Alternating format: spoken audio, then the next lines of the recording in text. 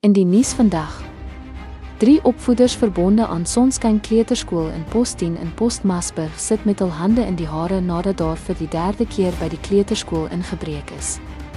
Die herhalende misdaad het die opvoeders moedeloos en op die rand van wanhoop gelaat. Sonskyn Kleuterskool is een van die voederskole vir Laerskool Post10 en Laerskool Asmandia. Volgens die opvoeders het die skool egter sedert Februarie 2024 geen finansiële toekennings van die Noord-Kaapse Departement van Onderwys ontvang nie en is hulle hoofsaaklik aangewese op skoolfonds van ouers om salarisse sowel as daaglikse bedryfsuitgawes te dek. Vanoggend moes die opvoeders met swaar harte die kleuters huis toe stuur nadat dit duidelik geword het dat die skool weer eens ingebreek is.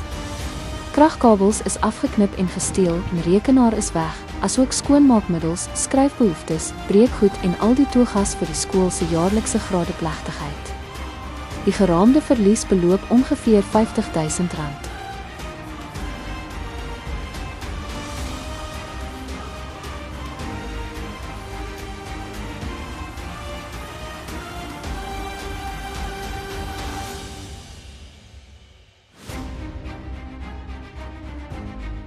Die skool beskik boonop nie oor 'n watertank nie en die infrastruktuur laat veel te wense oor. In die somer verander die klaskamers in 'n bakkoond, terwyl dit in die winter soos 'n yskas voel, omstandighede wat leer en onderrig verder bemoeilik.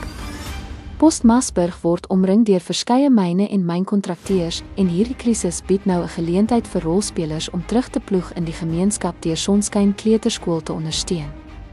Een van die oudste myne in die gebied het verlede jaar sy deure gesluit, maar volgens die opvoeders het dit geen noemenswaardige of volhoubare nalatenskap vir plaaslike opvoeding gelaat nie. Wat die situasie verder ontstellend maak, is dat niemand in Post10 tans weet wie vir die inbraak verantwoordelik is nie, en die gesteelde items het skynbaar tussen neus en ore verdwyn in 'n gemeenskap waar almal mekaar ken. Die skoolpersoneel is oortuig dat iemand moet weet wie ingebreek het of waar die gesteelde items is. Die opvoeders doen nou 'n dringende beroep op die gemeenskap, besighede en owerhede om nie net die misdaad te help bekamp nie, maar ook om die toekoms van vroeë kinderontwikkeling in Post10 te beskerm.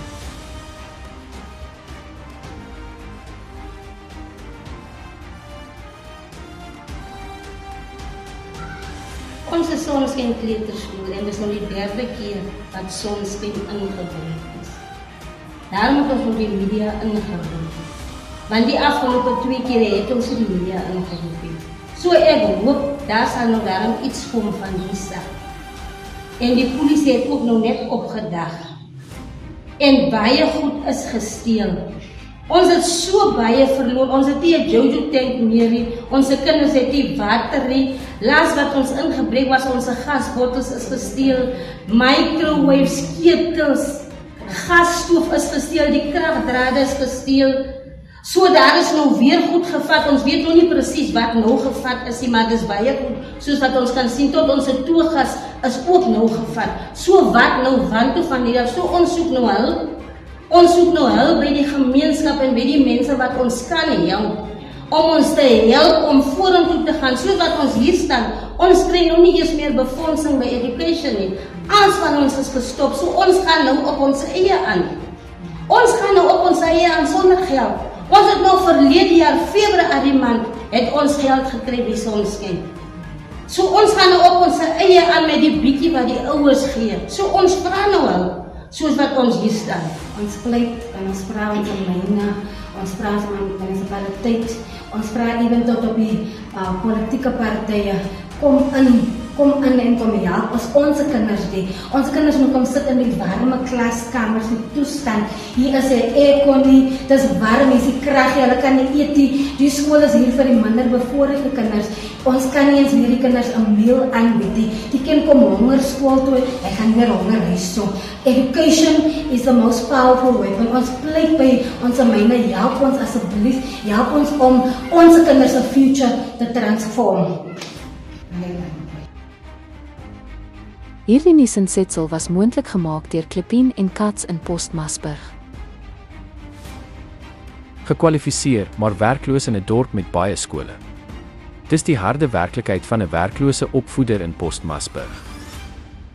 Terwyl hy as 'n volledig gekwalifiseerde en ervare onderwyser al meer as 10 jaar in tydelike poste diens gedoen het, bly 'n permanente aanstelling by te bereik. Dit ten spyte van jare se ondervinding in Postmasburg, Kimberley, Griekwastad, Olifantshoek en De Bem. Intussen het Horison Media vasgestel dat sommige skole in Postmasburg opvoeders aanstel wat nie oor toepaslike kwalifikasies beskik nie en in sekere gevalle glo nie eens by die Suid-Afrikaanse Raad vir Opvoeders geregistreerd is nie wat 'n wetlike vereiste is om in openbare skole te mag klas gee. Die vraag wat die gemeenskap vra is eenvoudig maar ernstig.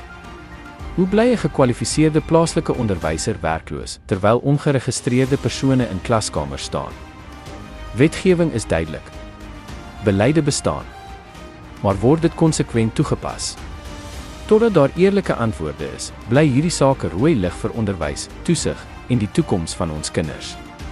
Die Noord-Kaap Onderwysdepartement het alreeds die afgelope maandag ons navraag ontvang, maar steeds nie hierop reageer nie. Die opvoeder vertel. Ek is onderwyser van Postmasburg, gekwalifiseerd. Ek het my 4 jaar gedoen. Ek het 'n Bachelor's of Education. Dis my graad, sowel as my C-sertifikaat. Ek is van Postmasburg en ek het 'n probleem vir die feit dat ek al by baie skole aansoek gedoen het. En my aansoeke, ek het nog nooit byvoorbeeld soos 'n terugvoering gekry op grond van die feit dat ek aansoeke gedoen het. Maar terwyl ek bewus is van onderwysers wat byvoorbeeld geen kwalifikasies of halwe kwalifikasies het, wat byvoorbeeld by skole aangestel is, terwyl ek by die huis sit met my hele kwalifikasies, volleerd en so voort. Meneer Retief Markgraaf is nie net gekwalifiseerd as opvoeder nie, maar ook musikaal en met 'n bonatuurlike sangtalent. Hy speel ook klavier en kan inderdaad 'n aanwinst vir enige skool wees. Hierdie insetsel was moontlik gemaak deur draadloos internetdienste in Postmasburg. And in other news, Solidarity is warning that government's plan to raise import tariffs on vehicles from 25% to 50% could hurt both the motor industry and ordinary consumers. According to Solidarity and Economic Research, the increase could push entry-level car prices from around 180,000 rand to over 225,000 rand, forcing affordable cars into the so-called luxury tax bracket. Solidarity says higher tariffs won't grow local manufacturing, but will instead make cars even more unaffordable, crush consumers' hopes of ownership, and weaken the entire motor industry. They urge government to focus on real reforms, not higher costs for South Africans. And finally, in this week's edition of the Horison Gazette, Neil's Attorneys, a local legal practice in Postmasburg, provide readers with valuable insight into the bail application process, helping the public better understand how bail applications are considered and how the process works. Neil's Attorneys specializes in criminal litigation, civil matters, debt collection, and family law, and is the only law firm in the area that also handles CCMA and labor-related matters. Our news coverage is made possible by our loyal advertisers who understand the vital role of community journalism and independent media. Horison Media brings you daily news from Postmasburg to Namakwaland in the Northern Cape. To elevate your brand, feel free to reach out. We are the only media company in the region offering an integrated platform of news, marketing, and PR services.